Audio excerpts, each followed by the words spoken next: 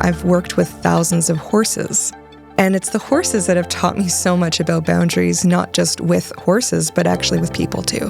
When I'm working with these large beings, my physical safety can potentially be compromised if I don't have really good access to boundaries.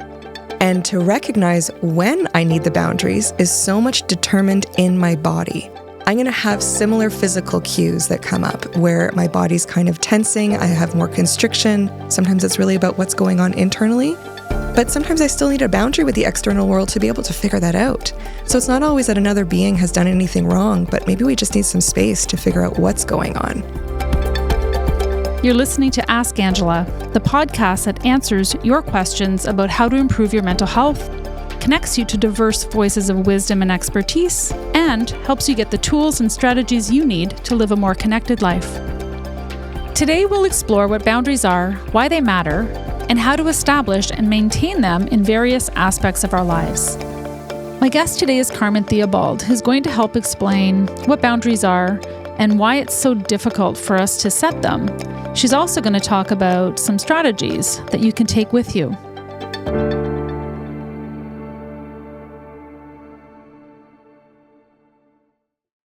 Hi, Carmen. How are you today? I'm good, Angela. How are you? Good. I'm good. Thanks for coming in. Oh, it's such a pleasure to be here. It's such a pleasure to have you here with me. So we're talking today about boundaries, and I'm just going to start by asking, what are boundaries and why are they so important to have them? Oh, okay. So heavy-hitting question right off the bat. Yeah. I think boundaries are one of the most important tools we can develop to have healthy protection for our energy, for our time, for all parts of ourselves, really, whether they be mental, emotional, physical, spiritual. Having the ability to set healthy distances for ourselves is really, really important. I'm going to botch the attribution on this one, so my apologies, but there's an amazing quote that I just love, and I believe the first name of this person is Prentice, but my apologies to this individual. But her definition of boundaries speaks to me the most, which is boundaries are the closest distance at which I can love both you and me at the same time. Mm-hmm. So why is it that, setting boundaries is so hard for people? I think it's so hard for all of us, in some ways for very different reasons, and in some ways for the same reason. We're not taught to set boundaries very well in our culture, in our society. Mm-hmm. We're also not taught, and maybe more importantly, how to really value ourselves and have high self-worth and self-esteem. And that can be a really big gap in how we're able to step into the boundary setting with that confidence and ease that is really required if we're going to do this, in a skillful way. But I also don't want people to think that they have to have confidence or ease to get really good at setting boundaries. I was just thinking about that. It kind of goes both directions. Yeah. But it does get a lot easier as we develop more and more ability to set boundaries. And I really believe that it can increase our self-esteem, increase our self-worth as we start to learn how to put them into practice. So they really kind of go hand in hand. I think it's also really hard to set boundaries because a lot of us are just really scared of losing connection or losing that sense of fitting in or, what we might perceive as belonging, but maybe we're not really belonging in that particular moment because we feel infringed upon in some way. We feel stepped on. Maybe we're feeling a bit like a doormat. Maybe the person has no intention of hurting us or harming us, but they've unintentionally crossed a line. Mm-hmm. And if we're not able to address that in a way that can even enhance the relationship, but if it's not possible to enhance the relationship, recognize that it's an important boundary even more so, then we can get ourselves into a lot of sticky situations. But I think it's just honestly really scary, and it can bump up a lot of those pieces of how we see ourselves and how we find a sense of safety in the world around us. Right. Yeah, the safety piece is so important, and it's the kind of the learned or the perception of the world that we have, and the connection is so vital, even if it's not, a connection that makes us feel really grounded. It's the one we know. And so, trying to find a way to give us that space between ourselves and what really works for us within our system and our nervous system, is just but how do we learn? Like, what are some of the things that we can do to even notice that we need that space? Like, how are we truly able to connect to ourselves, to boundary ourselves in a compassionate way, in a kind way?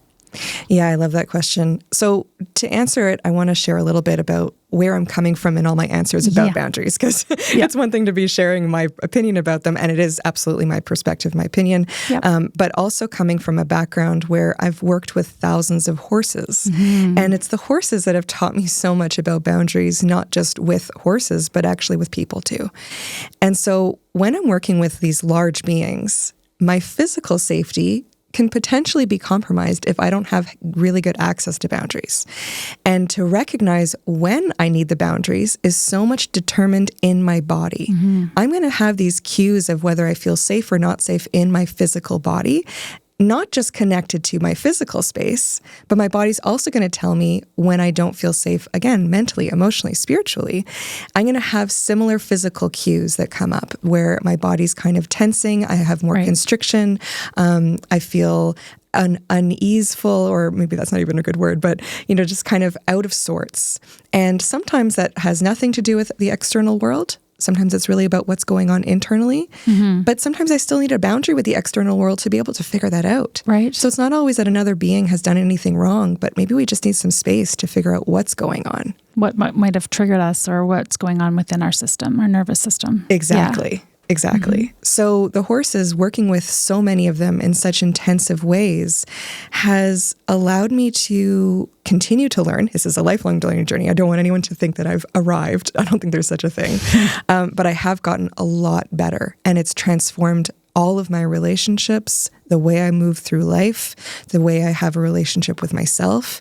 And they just keep teaching me to come back to my body, come back to recognizing all the different physical responses before the story, before the emotion, before all of the things that we kind of make up about a situation.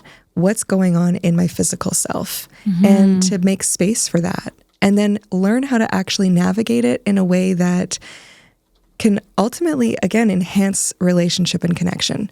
Good boundaries are supposed to create more safety and connection, not less. And I think with horses, it's wonderful because I'm not getting some of the masks that humans wear. I'm getting these very real-time, authentic responses. So when I set a boundary well, it actually pretty instantly starts to create more calm and relaxation with the horse. And so even with our human world, it can be a little more complex. The same thing's happening even if people push back against it. And sometimes the pushback is connected to things that we should really be paying attention to as well. Well, I remember my experience when I was in the ring at the farm with you after I had originally met you at the lunch and learn. And then I was, really drawn to your story and the way that you work with horses and your stories of connection and how that really works in your world. And I just remember being in that ring and understanding really fully the impact of being clear with what's going on in my internal world, and that it's okay that it's that way, but being able to kind of explore it. And I remember having this big, I kept saying to you, I don't know what it is, but it's big. And it really shifted me in a way that had me just connect to my inner world in just a totally different way. The understanding, and I thought that work that you do with horses is so beautiful. And I wonder if you might be able to give an example of, what that, how that really looks in the world when you have groups and individuals in your space. Yeah, for sure. So we do a lot of work with people who are in service to others in some kind of way, and specifically a lot of public safety personnel. So we do a lot of work with first responders and military. And no matter what background people are coming from, we really work with people from all walks of life. But when we're talking about boundaries, it doesn't really matter what background we're coming from. All of us struggle. Even people who have a lot of access to protection and defense skills, if they're in some kind of law enforcement or military, that doesn't necessarily mean we have good boundary setting with our personal relationships. And so a great example of that is that we had this first responder program we were running. And this one individual was there, and this is a person who had a lot of access to anger. This person had no trouble accessing the emotion of anger. But that doesn't always lead to good boundaries. That just means we have a big reaction. Mm-hmm. And so he was really practicing while at the program, leaning into a very different side of himself, which was incredibly transformational and beautiful all on its own, because he was really leaning in to having more moments of connection and calmness and regulation in his body, and seeing how that was playing out with the horses. But then he got to a certain point in the program, this is a 5-day experience for them, that it's like he graduated a certain point of that. Like the horses were like, yeah, okay, you got that. But how do you now integrate the sense of assertiveness while staying calm? And that, I think, for most of us is one of the trickiest things. How do we actually step into boundary setting or some kind of assertiveness without it turning into aggression? Right. And so the horses provided this incredible opportunity for him to practice that. And this one beautiful horse of ours, Flurry, who's an amazing partner in this work, he would pester this client. Like the day before or 2 days before, they had this beautiful, calm, connected moment together. But then this next opportunity that they had to learn with each other, Flurry's like, you're ready for the next level. And so he kept kind of poking at him with his nose, almost literally poking at him, trying to like push his buttons and see like, are you going to learn that we can still be connected?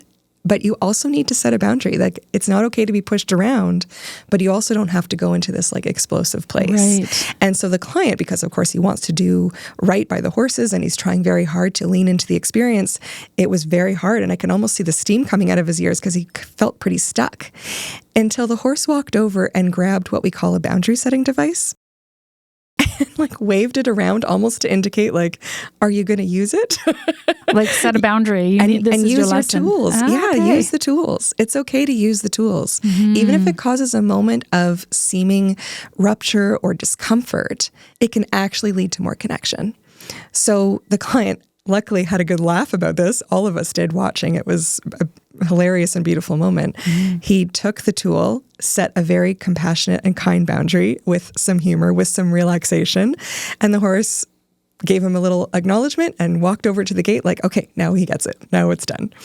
And so that was just such a really precise example of why, we might think that we've come a long way in our journey, and we have, but I think the sweet spot and the most difficult spot to develop is how do we access our inner power in a healthy way, that assertiveness in a healthy way. And that usually comes down to how good are our boundaries. Can we learn to step into them, even with some humor or some softness, but still effective?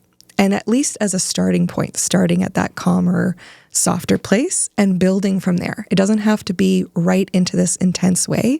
It can just be this very nonchalant, I can see that you have no harm in what you're trying to do, and it is crossing a line for me. So we're just going to shift gears. We're going to redirect, and it doesn't have to be a big deal. And if we can have that energy of it doesn't have to be a big deal, but we're going to make sure it happens anyway, I think that's where we can really start to land in some very effective territory. Even if we're working with humans, again, more complicated, where perhaps we have to get a little bit bigger, not necessarily louder, but more intense in how we're setting boundaries.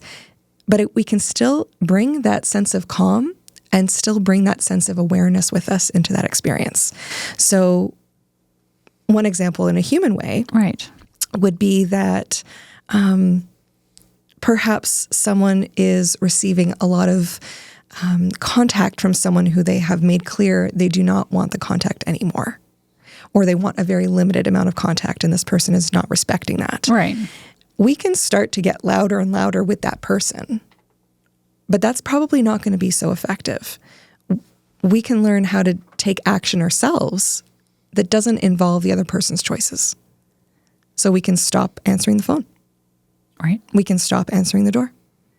We can involve another party, maybe that, whether that's police or whether that's, a friend or whether that's a family member or whoever, to support us if we're having a concern, not necessarily even just for a physical threat. I hope it doesn't get there, but, for any other kind of infringement on our space. having a person who can help us set the boundary, who is willing to participate in our experience of health instead of someone who's insistent on pushing against it. So there's lots that we can involve and do that doesn't have anything to do with the other person's choices. And I think boundaries are not about trying to change the other being. It's about creating the space that we need for ourselves. It's so important. And as I'm thinking and listening to you say that, for viewers, I know it's not clear cut and simple maybe, but what are some of the steps? Like, how do we actually access that recognize the ability, or, that we need that space? How do we recognize that we need it? And what are the steps that we can take to really put that boundary in place? Does that make sense? Totally makes sense. And I think it's going to be so different depending on the circumstance. Right. And there are some through lines that hopefully I can offer that might be helpful. So when we're learning to set boundaries with horses, we actually have a 3-step formula that we integrate that can be helpful to figure out what's going on.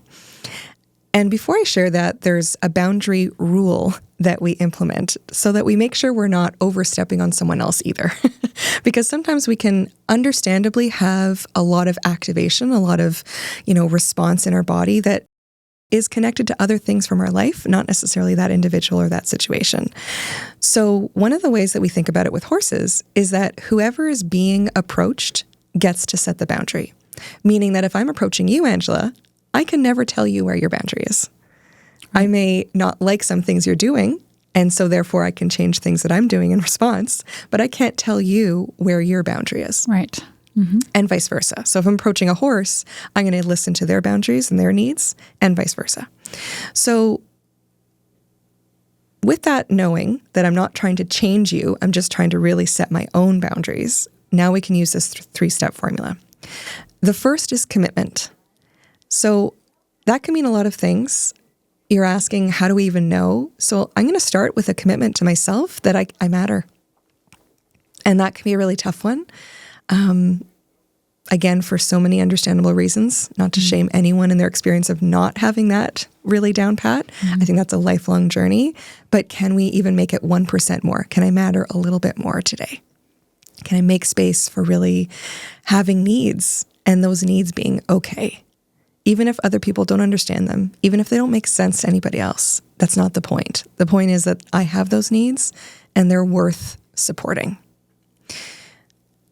I can then be committed to going through the process of setting the boundary until my needs get met. And that's not saying that that person is going to be capable of meeting all the needs, but at the minimum, making sure that I'm not allowing the infringement on my space, that if I feel like there's harm that's being caused, I can change something so that stops. Right. The next step is crescendo. So for anyone who maybe is musical, you'll recognize that term. And that's kind of the process of going from soft to loud. But I don't want us to think about this process as actual audible volume. I want us to think about that we have a power dial in our solar plexus, like a volume dial in a stereo that goes from 1 to 10. But this is the one that lives in our gut. And it can actually be a form of quiet power. It doesn't have to have anything to do with volume or loudness in that kind of auditory way, or even big action way, right? It can just be that deep sense of determination and quiet power. And so we can dial up the volume, crescendo up the volume of our boundary setting actions to make sure that they have a fluidity to them and that they make sense to the other being. And that we keep going up the crescendo until our needs actually get met. So again, a horse example, if a horse is approaching me, and the horse is approaching me very calmly and softly, maybe my boundary is going to be only at a level 1 when they get very close to me, and I'm going to say, I actually don't want you to put your big head in my face, but I am very happy to see you and be close to you. So very subtle, small, level 1. But maybe I have a horse who's galloping toward me and charging me. And so I'm going to have to start at level 1, but quickly go up the dial until that horse has stopped at a safe distance. And so those volume levels, 1, 2, 3, 4, whatever they might be, in our human world, we can translate that to different steps we can take. So the first step might be level 1 of kind of taking a big breath, taking a pause, maybe seeing if the other person kind of catches on. Maybe they're very subtle in their perception. If we're talking with someone who's a highly sensitive person, that might be plenty. That might be enough, right? If we're having a conversation and they are asking like a series of repetitive questions and we just need to slow the conversation down, right? So that might be how we might do that. Yeah. Level 2 might be to actually say, thank you for questions. I need to take a pause, right? Level 3 might be if they keep going, I actually don't feel heard right now. I just need to take a moment to pause because this is overstimulating for me, or whatever that might be. And they keep going. I've said this now 3 times. You're not hearing me. I'm going to take a break from this conversation and either check out and go on your phone for a second, or, tune out, turn your chair away, whatever that might be, actually leave the room. That might be level 5, right? We can keep going up the different scale. And that person keeps persisting for whatever strange situation this might be. We'd stop answering their calls if they keep trying to call. We block their number, right? All these different things. This is kind of a random example. It can look lots of different ways. There might be different meanings for all the volume levels depending on the situation, the relationship, the person. But nonetheless, these are all things that I'm doing. These are not things that I'm getting louder, yelling at you because you're not doing what I've asked. I'm staying at the same consistent calm level, but just increasing my willingness to take the next action to go to the next level of creating that safe space for myself. And then the third step in this 3-step process, not the volume dial, but that 3-step process would be immediate positive feedback. So let's say I got to a level 2 or 3 with you, right? I said, you know what? I just really do need that pause. I really do need to take a break. And you went, oh my gosh, I'm so sorry. Like, of course. Step 3 is really going, thank you. I appreciate that. Right? We really want to help the other being, or if I'm working with the horse, same thing. I'm actually going to thank them. Thank you for respecting my boundary with my heart, with my breath, with my energy, with everything, so that I'm really creating this sense of appreciation for listening to my ask. It's very hard, if not impossible, to do that if we've escalated to the point of getting really kind of ragey or aggressive, kind of where all of our energy kind of travels upward and we're kind of coming at the situation in this very defensive way instead of calmly protecting our needs.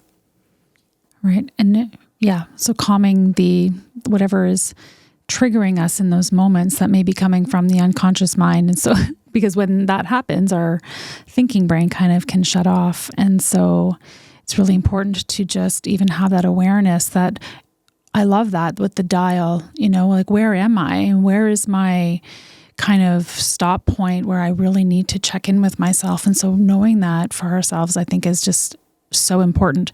And I love that, the positive reinforcement, the kindness, and just thank you for seeing me, because the quest that we have from the time we're little people is born really is to feel safe and connected in that moment, whatever that means, and to be seen and heard, right? And so it's the quest we have from the time we're born until we die, really. Yeah. Thank you for sharing that. Yeah, for sure. And I also want to give credit. I didn't come up with these 3 steps. One of my mentors, Linda Kohanov, was the originator of this formula. And I've just found it so helpful with all the horses and all the people, and really just as a way to look at myself, even how I'm setting boundaries with myself, right? I can use the same kind of process, being really committed to doing something good for myself, crescendoing up to different levels of escalation to support. It's not about controlling or, pushing away. It's really about supporting. So if we can see boundaries, whatever form they're taking as support, I think that can be very helpful too.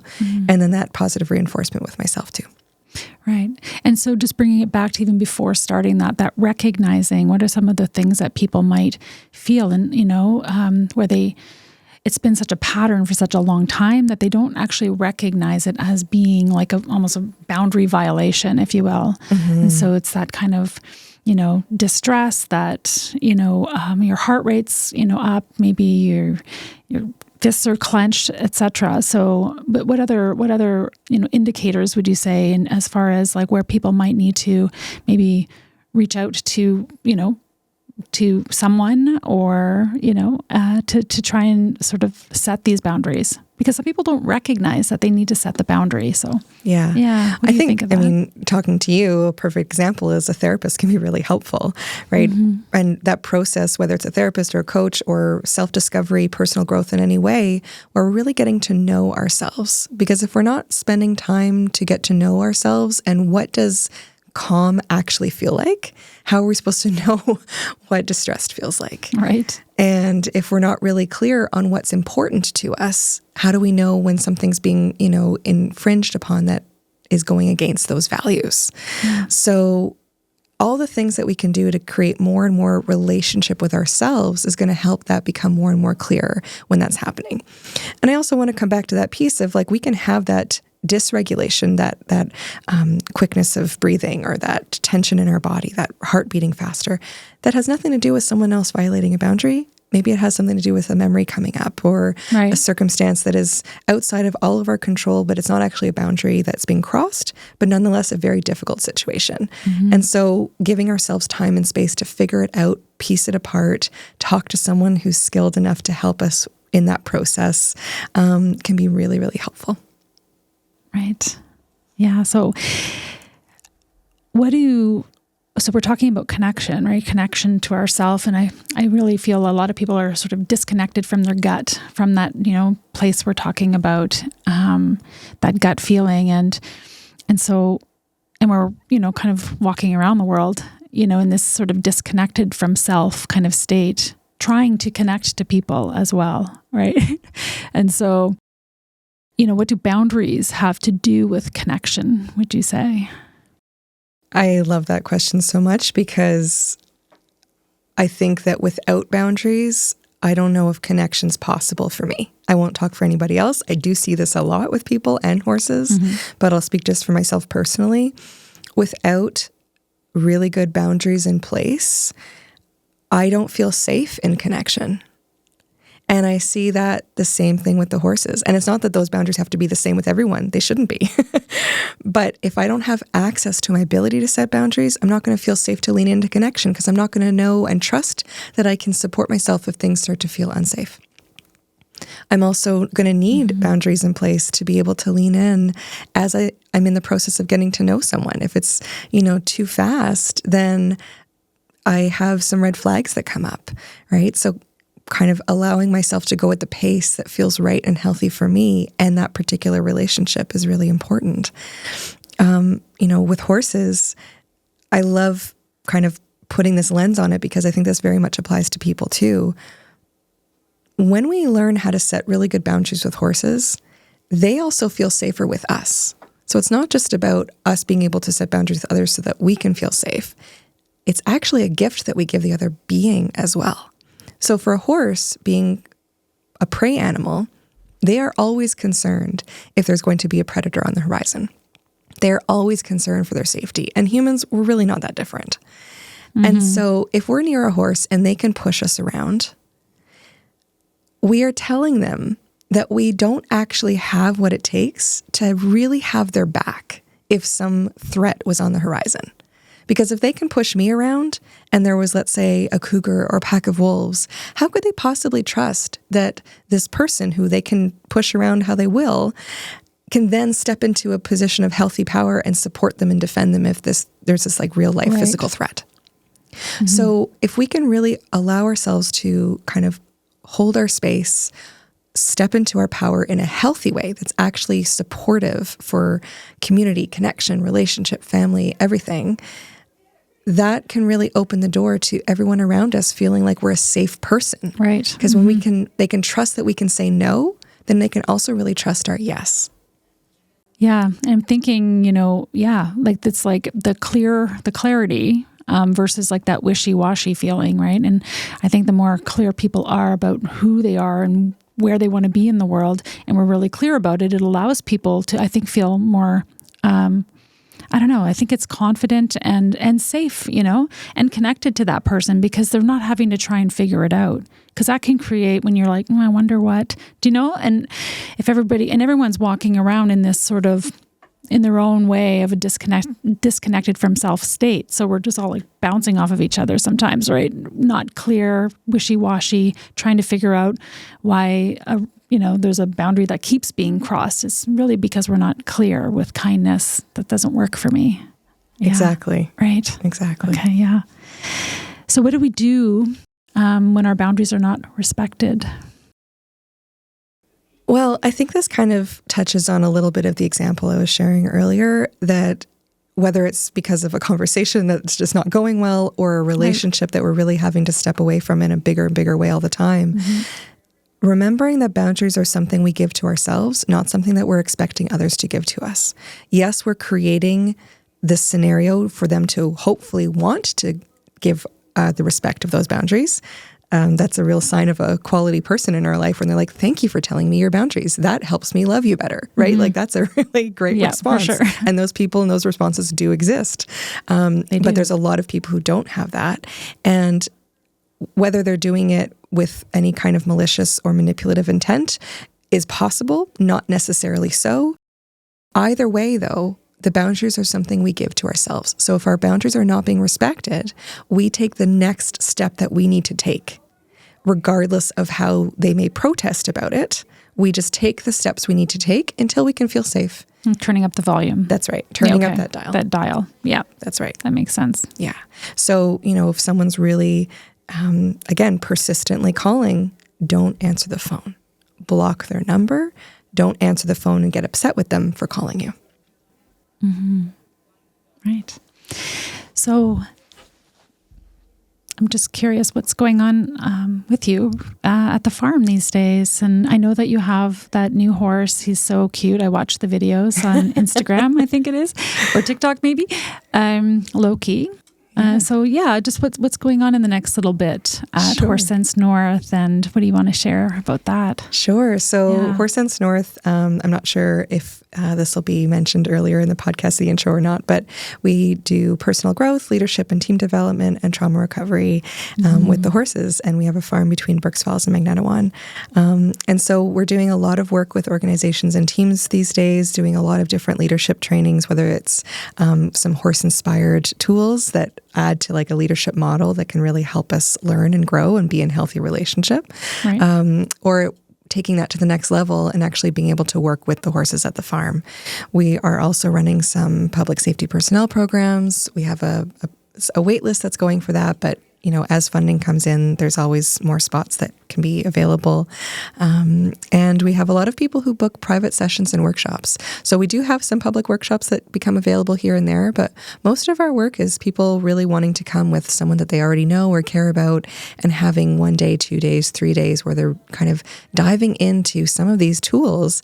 And what we're talking about is such the essence of what we do with all the other stuff that goes with it, right? How do we develop more of that awareness? How do we develop more of that connection to ourselves and others? How do we learn how to do healthy boundary setting? How do we just learn how to be, right? We're so busy as humans, human doings instead of human beings. And so horses really invite us to become a little more horse-like and become better people.